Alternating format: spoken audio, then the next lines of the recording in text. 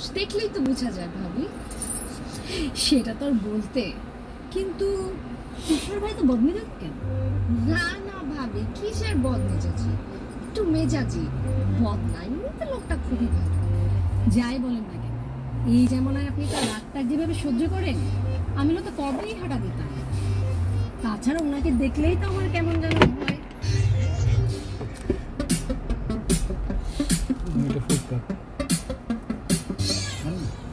খেয়ে নিন, খাওয়াটা শেষ করুন। না ভাইয়া, পেট ভরে গেছে। পেট ভরে গেছে? কি বলেন, এত অল্পতে পেট ভরে গেলে চলবে? এনার্জি লাগবে না? বেশি করে খাওয়া দাওয়া করুন, কারণ বদনাম করতে তো এনার্জি লাগে। সেই শক্তিটা হবে খাওয়া দাওয়া করলেই তো হবে, তাই না? ভালো করে খেয়ে নিন, এনার্জিটা হোক, তারপর আবার বদনাম শুরু করুন।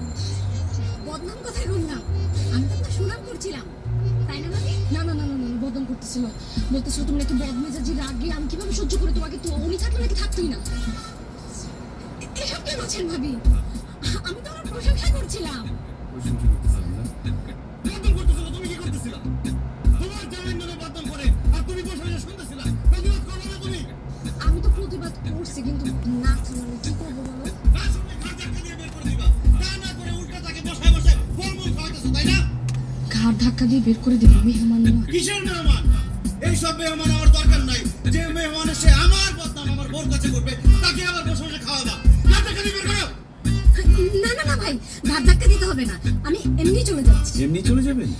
আপনি কষ্ট করে এসেছেন, আমরা একটু কষ্ট করি। টাকা এত কেন? ঘাড় ধাক্কা দিয়ে বের করো। এটা আমি করবো।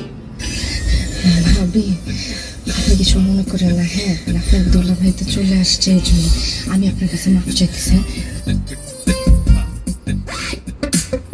তোর এত বড় সাহস, তুই আমার বাসায় এসে আমার জামাইয়ের নামে উল্টাপাল্টা কথা বলছিস, আবার আমার আপেল খাইতেছিস। আর কোনোদিন যদি তুই এই বাড়ির দিকে ঘাড়ও ঘুরাইছিস, তোর ঘাড় ভাঙ্গা কিন্তু আমি তোর হাতে ধরবো।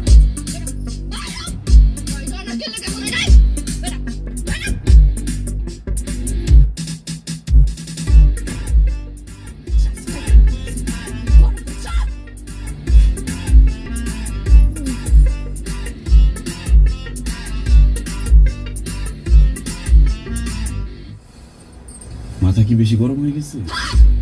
অনেক গরম হয়ে গেছে। আমার জামাইয়ের নামে বদনাম করবে, তারপর আমার বাসায় এসে। ঠান্ডা কিছু এনে দেবো, খেলে ভালো লাগবে।